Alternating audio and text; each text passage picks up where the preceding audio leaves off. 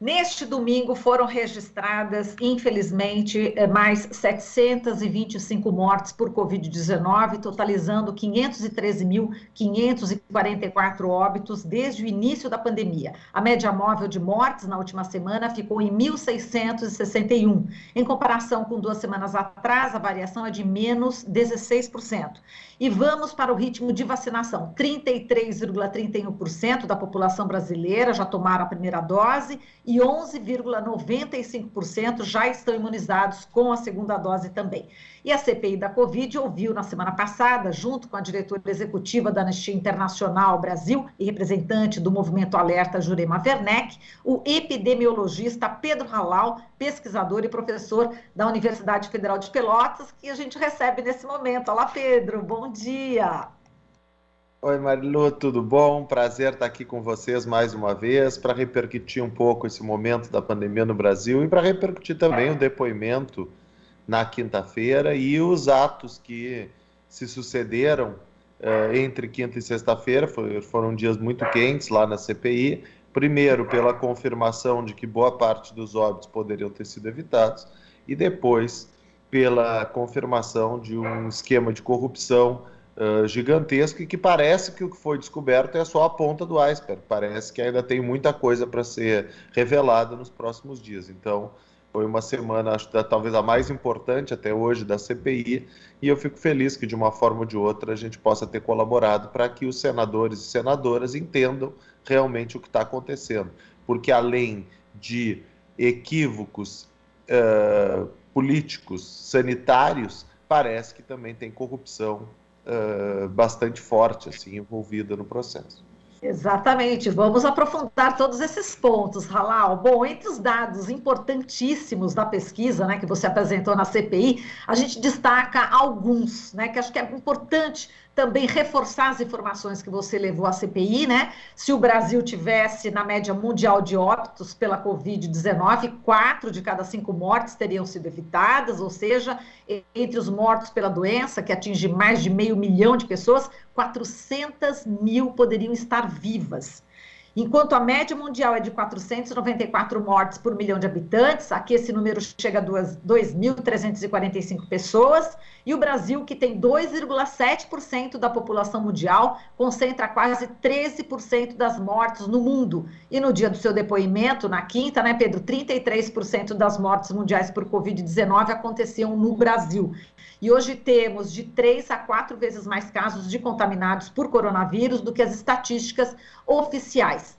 Bom, depois de compartilhar esses dados científicos tão chocantes, né, Pedro? Eu soube que você fez aí um pedido aos parlamentares da CPI, pelo menos que eu vi também na mídia, você dando entrevista, e um pedido importante, né, Halal? Não, olha só, na verdade o que eu tentei conversar com senadores e senadoras, quando eu tive oportunidade, ali nos bastidores, é óbvio que a gente acaba se encontrando, foi que a CPI não tivesse um cronograma político. Ou seja, politicamente a CPI pode demorar não sei quanto tempo, porque aí tem o processo, vai ver se vai ter impeachment ou se vai ser sem impeachment, mas na prática o que eu pedi aos senadores e senadoras é que deixem de lado as questões políticas e se preocupem com a questão da saúde pública e da economia brasileira. A saúde pública e a economia brasileira não podem se dar o luxo de perder 1.600 vidas todos os dias.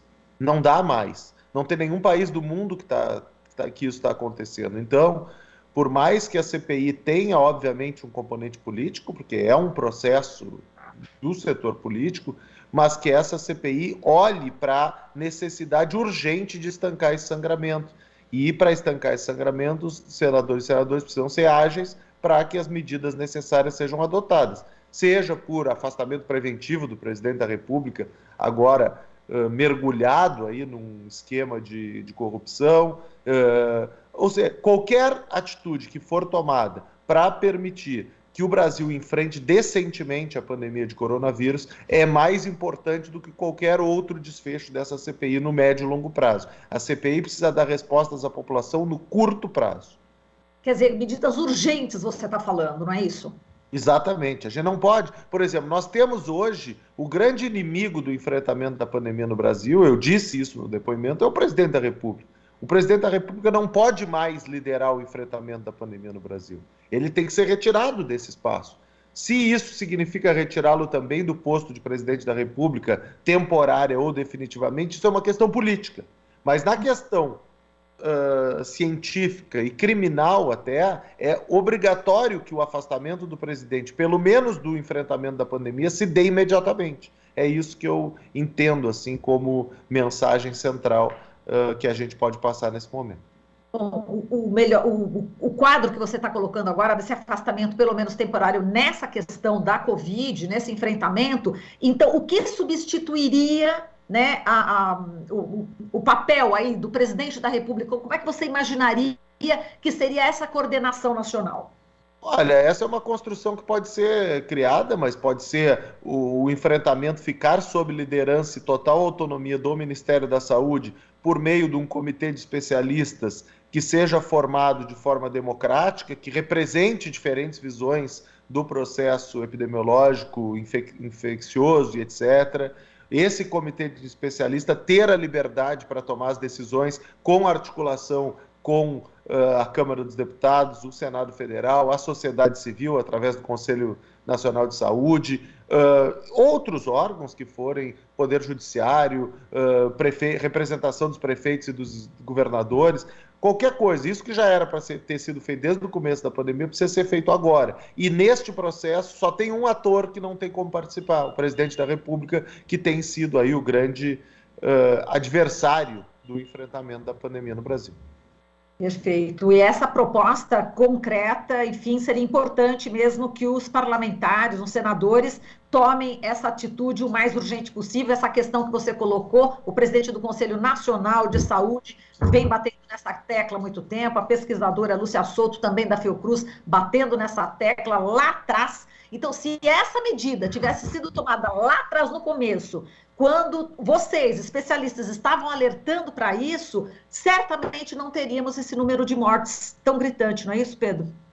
Sem dúvida nenhuma. Eu fiz questão de dizer lá, né, Marilu, que essa estimativa de que 4 de cada 5 mortes poderiam ter sido evitadas é se a gente estivesse na média mundial.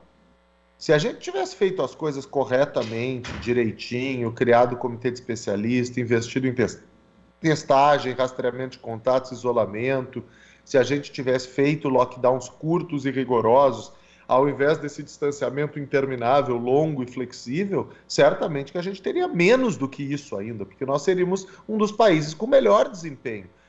Eu gosto de citar o exemplo do Vietnã, porque às vezes a gente precisa dar um senso de realidade para as pessoas. O Vietnã tem 100 milhões de habitantes, arredondando, tem 97, 96, 97 milhões.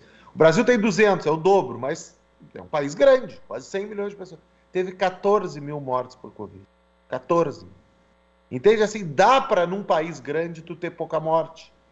Basta que tu faça as coisas decentemente. Então, assim, essa comparação com a média mundial, ela é só para dar uma perspectiva, mas a gente podia estar muito melhor que a média mundial. A saúde pública brasileira merecia ter um enfrentamento, como a gente tem em relação ao HIV/AIDS, como a gente tem em relação a uma série de doenças, a gente podia estar bem melhor que a média mundial. E aí teriam sido poupadas talvez 450 mil das 500 Sim. e poucas mil vidas que foram perdidas.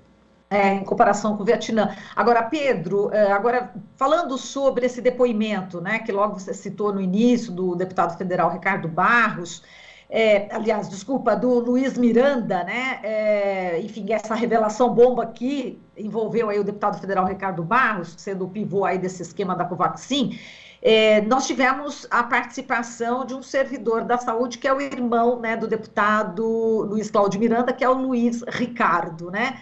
É importante um servidor, né, da saúde levar a sério o seu trabalho, e isso realmente pode fazer toda a diferença, na sua opinião, né, Pedro? Como fez o próprio Luiz Ricardo?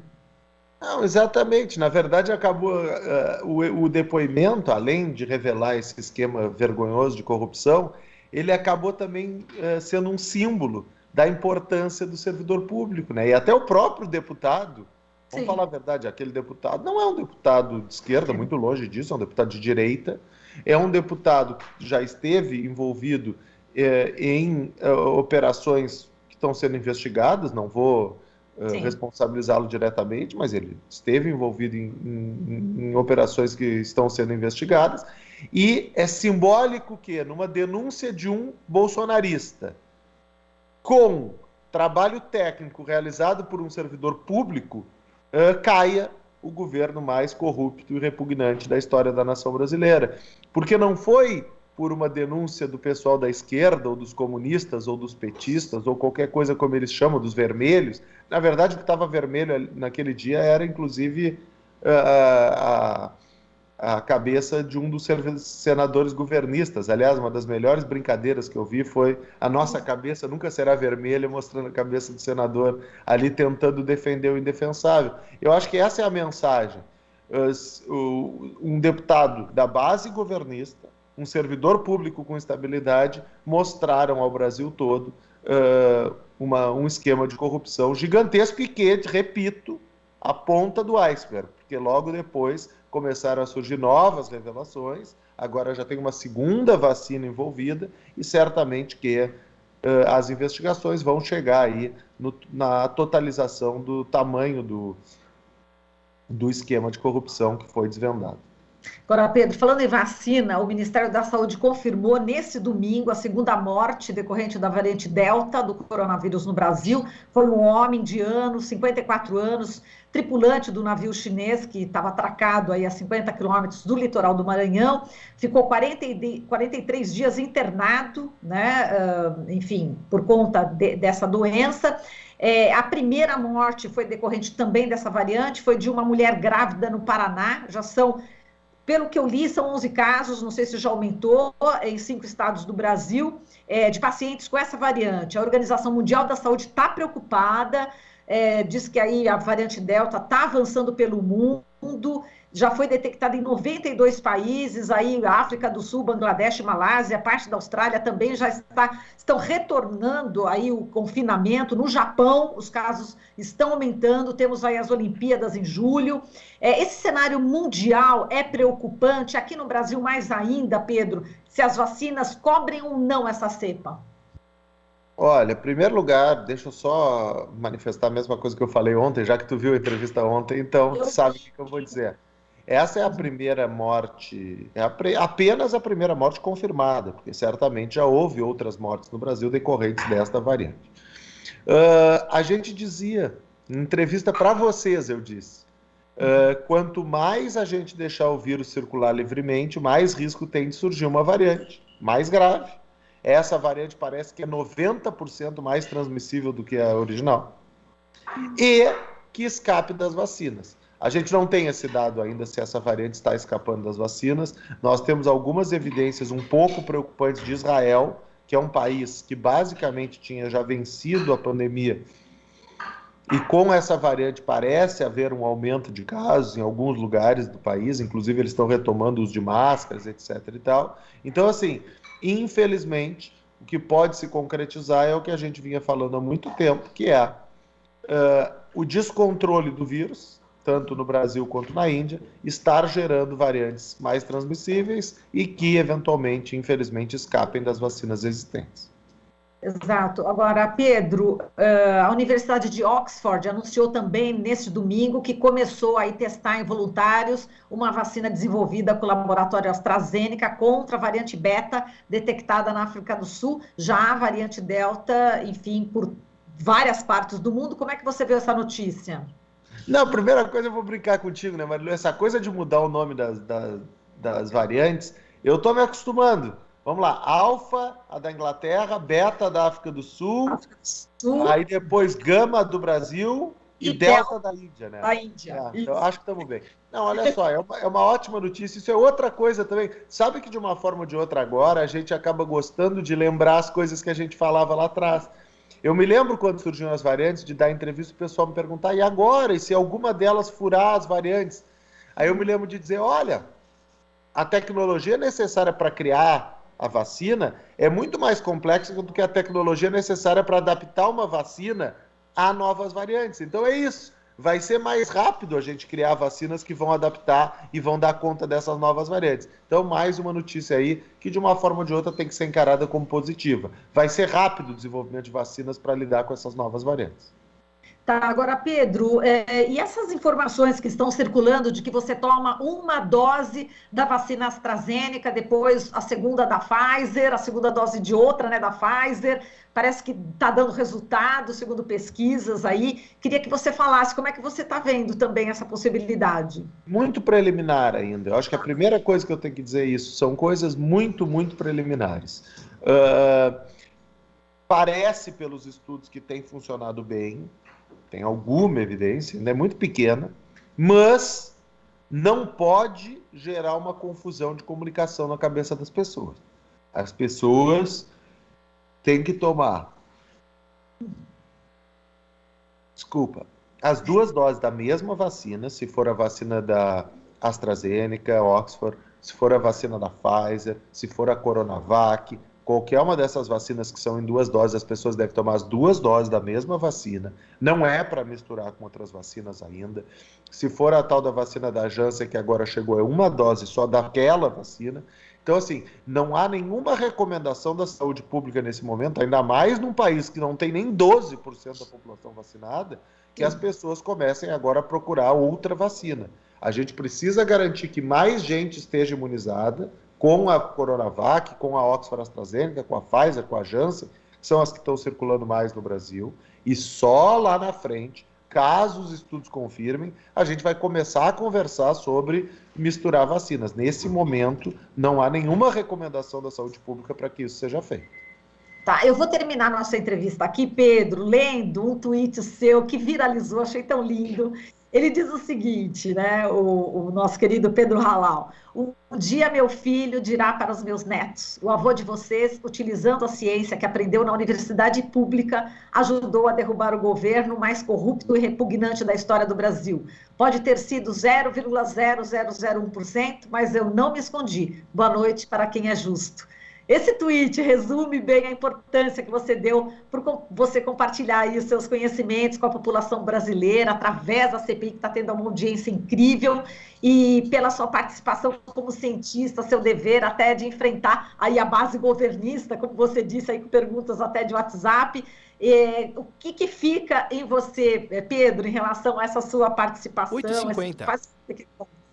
Não, olha só, a gente já tinha essa convicção de que o governo vem fazendo tudo errado no enfrentamento da pandemia e a gente tem sido atacado, né? Eu tenho sido muito atacado.